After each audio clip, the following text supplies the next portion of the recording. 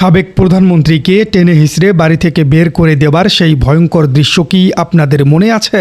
তারা জবরদস্তি ধাক্কা দিয়ে আমাকে বাড়ি থেকে বের করেছে। ক্ষমতার অন্ধকারে অন্ধ হয়ে সেদিন যারা দেশের 3 বারের নির্বাচিত একজন প্রধানমন্ত্রীকে চরমভাবে হেনস্থা করেছিলেন, তাদের সেই দম্ভ আজ কোথায়?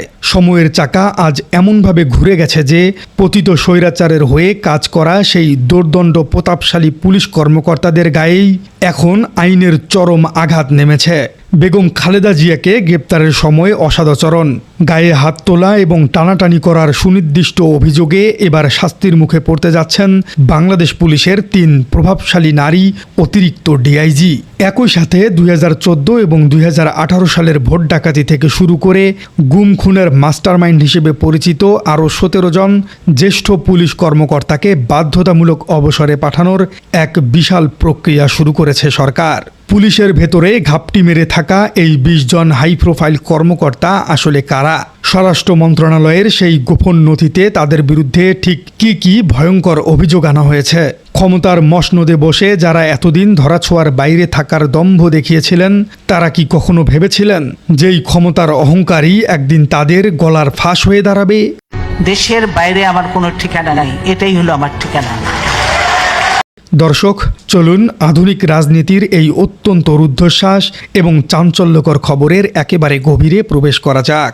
সম্প্রতি স্বরাষ্ট্র মন্ত্রণালয় থেকে এমন 20 জন জ্যেষ্ঠ পুলিশ কর্মকর্তাকে বাধ্যতামূলক অবসরে পাঠানোর একটি মেগা প্রস্তাব সরাসরি প্রধানমন্ত্রীর কার্যালয়ে অনুমোদনের জন্য পাঠানো হয়েছে। এই তালিকায় রয়েছেন পুলিশের 3 জন উপমহাপরিদর্শক অর্থাৎ ডিআইজি, 12 জন অতিরিক্ত ডিআইজি এবং 1 জন পুলিশ সুপার বা এসপি এবং 1 জন উপপুলিশ কমিশনার। এই প্রস্তাবের সবচেয়ে চাঞ্চল্যকর এবং বিস্ফোরক অংশটি হল 3 জন নারী পুলিশ কর্মকর্তাকে ঘিরে, যাদের বিরুদ্ধে খোদ প্রধানমন্ত্রী বেগম খালেদা জিয়াকে শারীরিকভাবে হেনস্থা করার মতো অত্যন্ত গুরুতর এবং স্পর্শকাতর অভিযোগ আনা হয়েছে। নথিতে অত্যন্ত স্পষ্ট ভাষায় এই 20 জনকেই ফ্যাসিবাদের দোসর হিসেবে চিহ্নিত করা হয়েছে, যারা রাজনৈতিক পরিচয়, প্রভাব খাটিয়ে, মেধা এবং যোগ্যতাকে পাশ কাটিয়ে রাতারাতি বড় বড় পদ দখল করেছিলেন। দেশের 3 বারের নির্বাচিত একজন বয়োজ্যেষ্ঠ সাবেক প্রধানমন্ত্রীকে নিজ বাড়ি থেকে টেনে হিঁচড়ে বের করার মতো দুঃসাহস আসলে কাদের ছিল? দর্শক, স্বরাষ্ট্র মন্ত্রণালয়ের প্রস্তাবিত এই গোপন নথির পাতা উল্টালেই বেরিয়ে আসে সেই ভয়ঙ্কর ইতিহাস। এই 3 নারী কর্মকর্তার মধ্যে প্রথমেই যার নাম সবচেয়ে জোরে সোরে উচ্চারিত হচ্ছে, তিনি হলেন বর্তমান পুলিশের অপরাধ তদন্ত বিভাগে অর্থাৎ সিআইডিতে কর্মরত অতিরিক্ত ডিআইজি রেবেকা সুলতানা। আর দ্বিতীয় জন হলেন নৌপুলিশে কর্মরত অতিরিক্ত ডিআইজি জেসমিন বেগম। এই 2 নারী কর্মকর্তার বিরুদ্ধে নথিতে অত্যন্ত চাঞ্চল্যকর অভিযোগ তুলে বলা হয়েছে যে তারা সাবেক 3 বারের সফল প্রধানমন্ত্রী ম্যাডাম খালেদা জিয়াকে ক্যান্টনমেন্টের বাসা থেকে টেনে হিঁচড়ে বাসা থেকে উচ্ছেদ করেন। ঘটনাটি ঘটেছিল বিগত সরকারের আমলের শুরুর দিকেই, যখন বেগম খালেদা জিয়াকে তার দীর্ঘদিনের মাইনুল রোডের বাড়ি থেকে অত্যন্ত অমানবিক এবং জঘন্য প্রক্রিয়ায় বের করে দেওয়া হয়েছিল। একজন সাবেক প্রধানমন্ত্রীর গায়ে হাত তোলা, তাকে অসম্মান করা এবং রাজনৈতিক প্রতিহিংসার বশবর্তী হয়ে তাকে শারীরিকভাবে হেনস্থা করার এই কাজগুলো এই কর্মকর্তারা করেছিলেন কেবল স্বৈরাচার সরকারের গুডবুকে বা সুনজরে থাকার জন্যই। সেদিন তারা ভেবেছিল এই চরম অপমানের কোনো বিচার এদেশে কোনোদিনও হবে না, কিন্তু ইতিহাস বড়ই নিষ্ঠুর। আজ সেই টেনে হিঁচড়ে উচ্ছেদ করার অপরাধেই তাদের পুরো কেরিয়ার লজ্জাজনকভাবে শেষ হতে চলেছে। আইন শৃঙ্খলা রক্ষার শপথ নেওয়া এই কর্মকর্তারা কি আসলেই পুলিশের পোশাকে পতিত স্বৈরাচারের কোনো গোপন স্লিপার সেল হিসেবে কাজ করেছিল? অতিরিক্ত ডিআইজি জেসমিন বেগম এবং রেবেকা সুলতানার ফাইলটি আরেকটু গভীরভাবে বিশ্লেষণ করলেই তাদের অপরাধের ভয়াবহতা আরও স্পষ্ট হয়ে ওঠে। জেসমিন বেগম সম্পর্কে ওই নথিতে অত্যন্ত সুনির্দিষ্টভাবে বলা হয়েছে, তিনি পতিত স্বৈরাচারের অন্যতম বড় অস্ত্র এবং সাবেক ডিএমপি কমিশনার হাবিবুর রহমানের অত্যন্ত ঘনিষ্ঠ ছিলেন। পুলিশের ভেতরে দুর্নীতির বিশাল সিন্ডিকেট নিয়ন্ত্রণ এবং রাজনৈতিক ক্যাডারদের মতো আচরণ করার অভিযোগ রয়েছে তার বিরুদ্ধে। সবচেয়ে ভয়ঙ্কর তথ্যটি দেয়া হয়েছে রেবেকা সুলতানার বিষয়ে। স্বরাষ্ট্র মন্ত্রণালয়ের নথিতে উল্লেখ করা হয়েছে যে রেবেকা সুলতানার মাধ্যমে এখনও রাষ্ট্রের অত্যন্ত স্পর্শকাতর এবং গোপনীয় তথ্য পালাতক আওয়ামী লীগ নেতাদের কাছে পাচার করা হচ্ছে। তিনি সাবেক স্বরাষ্ট্রমন্ত্রী সাহারা খাতুনের অত্যন্ত ঘনিষ্ঠ সহযোগী হিসেবে পরিচিত।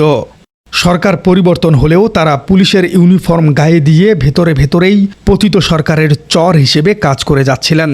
একটি স্বাধীন রাষ্ট্রের জন্য এর চেয়ে বড় থ্রেট বা নিরাপত্তার ঝুঁকি আর কি বা হতে পারে। আদালতের কাঠগড়া থেকে একজন সাবেক প্রধানমন্ত্রীকে জোরপূর্বক গাড়িতে তুলে নেবার এই অমানবিক দৃশ্যটি কি আপনাদের মনে আছে? দর্শক, অভিযোগের তীরে বিদ্ধ হয়েছেন তৃতীয় যে নারী কর্মকর্তা। তিনি হলেন ঢাকা মেট্রোপলিটন পুলিশের ডিএমপি, বর্তমান যুগ্ম কমিশনার ফরিদা ইয়াসমিন।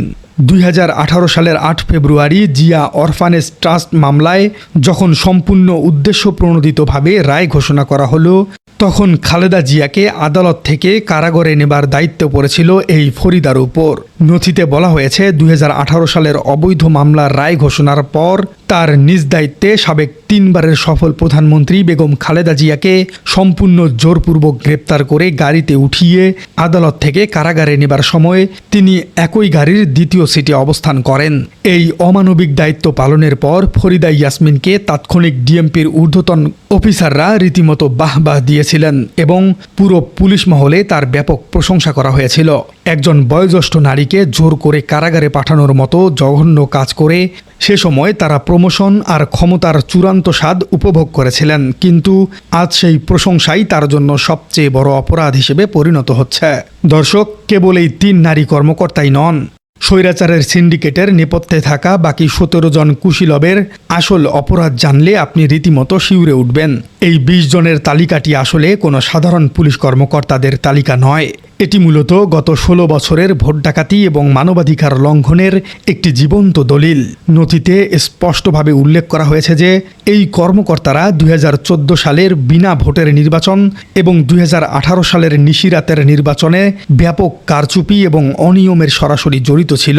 শুধু নির্বাচনই নয়, বিরোধী দলের হাজার হাজার নেতাকর্মীকে বিনা কারণে গ্রেপ্তার, রাজনৈতিক গায়েবী মামলা দিয়ে হয়রানি, গুম বা আয়নাঘরের মতো গুপ্ত বন্দিশালায় পাঠানো এবং বিচার বহির্ভূত ঘটনাগুলোর মতো চরম মানবতা বিরোধী অপরাধের সাথে তাদের সরাসরি সম্পৃক্ততা রয়েছে।